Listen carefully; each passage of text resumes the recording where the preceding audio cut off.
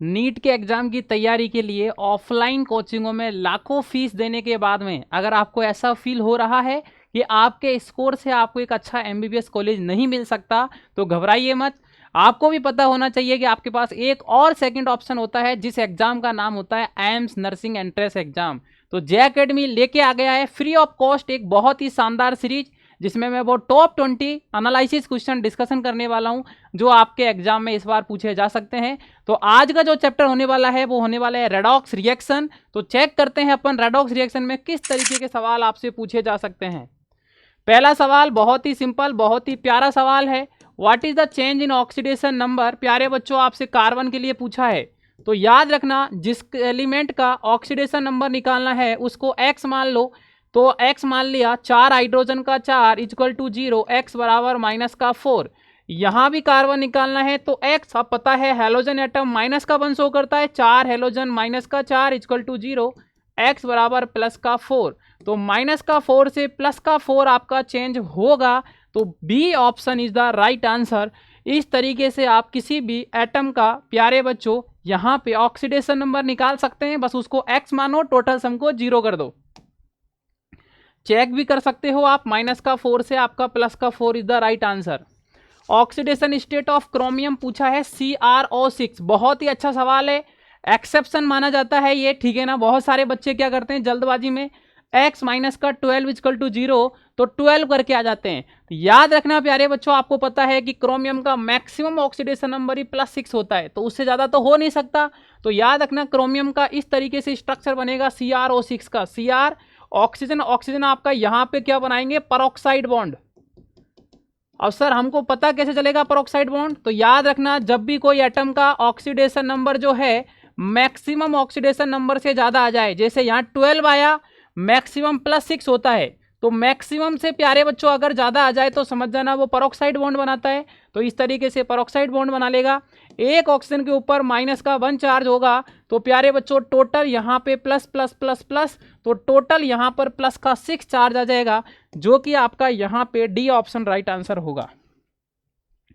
बहुत important concept है, ये ध्यान से सुन लेना, ठीक है ना प्यारे बच्चों। काफी बार इस तरीके का सवाल आता है, मैक्सिमम ऑक्सीडेशन नंबर से ज्यादा किसी एलिमेंट का ऑक्सीडेशन नंबर कभी भी आ जाए तो कुछ नहीं करना, सिंपल सा समझ जाना कि ये आपका परऑक्साइड बॉन्ड बनाएगा, और सिंपल सा परऑक्साइड बॉन्ड बना देना और आपका प्यारे बच्चों सवाल सॉल्व हो जाएगा। परऑक्साइड बॉन्ड जैसे आपको पता होगा H2O2 भी आपका परऑक्साइड बॉन्ड बनाता है। ओके, तो इस तरीके से सवाल आपका होता है सॉल्व। नेक्स्ट सवाल, which of the following reaction are disproportion reaction? Disproportion reaction बहुत इंपॉर्टेंट है भाई। प्यारे बच्चों जब यहां पे अकेला एक ही एटम का आपका ऑक्सीडेशन भी हो रहा है और उसी एटम का आपका रिडक्शन भी हो रहा है। ऑक्सीडेशन का मतलब होता है increase in oxidation number, reduction का मतलब डिक्रीज इन ऑक्सीडेशन नंबर। एक ही एटम का ऑक्सीडेशन और रिडक्शन दोनों होता है तो वो डिसप्रोपोर्शन रिएक्शन कहलाता है। तो यहां पे आप चेक कर सकते हो, मैग्नीज का देखोगे आप तो x माइनस का 8 इक्वल टू माइनस का 2, x बराबर प्लस का 6। यहां पे मैग्नीज आपका प्लस का 4 में है, जबकि यहां पे मैग्नीज आपका x माइनस का 8 बराबर माइनस का 1 प्लस का 7 में है। तो 6 से 4 ऑक्सीडेशन नंबर घट रहा है, 6 से 7 ऑक्सीडेशन नंबर बढ़ रहा है। तो यहां तो ये है रिडक्शन और यहां ये है ऑक्सीडेशन।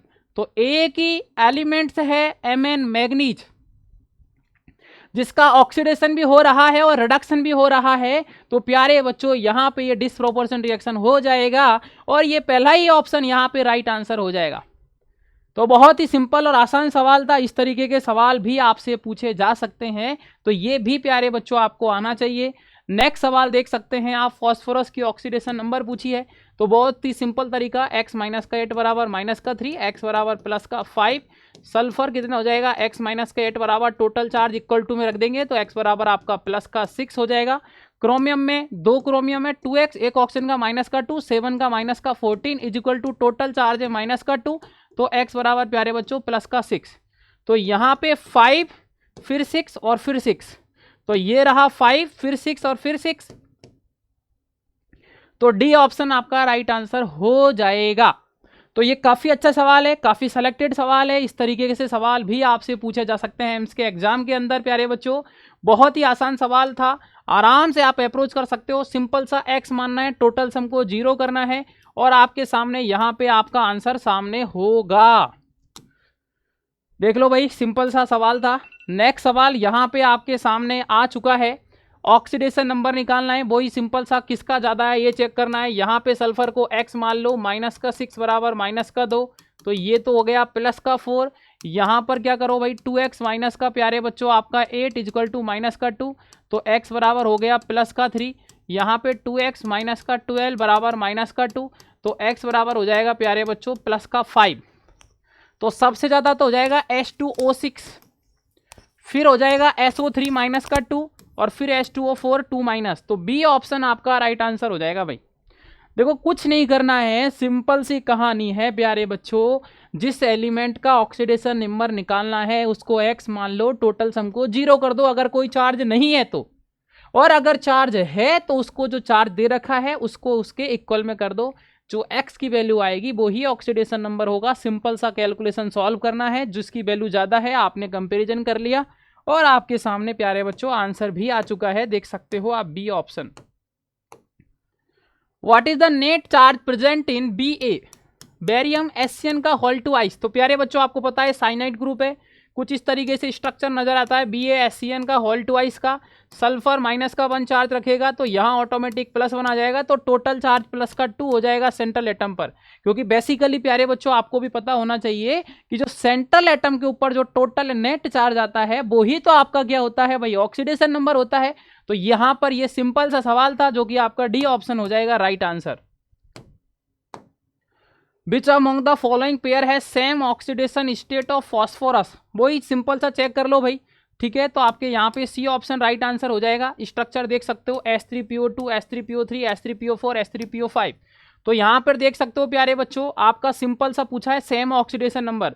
अब देखो H3PO4 का कुछ इस तरीके से स्ट्रक्चर नजर आता है, तो फॉस्फोरस +5 है। H3PO5 यहाँ पर इस तरीके से नजर आता है, तो यहाँ भी +5 है। अब देखो यहाँ पे मेन कहानी H3PO4 H3PO3 H3PO2 इन तीनों का स्ट्रक्चर कैसे ड्रॉ करेंगे ये मैं आपको पहले भी सिखा चुका हूं भाई। कितने ऑक्सीजन है, 4। तो मैंने बताया था जितने आपके ऑक्सीजन है उससे एक कम OH बॉन्ड आता है, तो 4 का एक कम 3, तो ये 3 OH बॉन्ड लगा दिया, स्ट्रक्चर तैयार।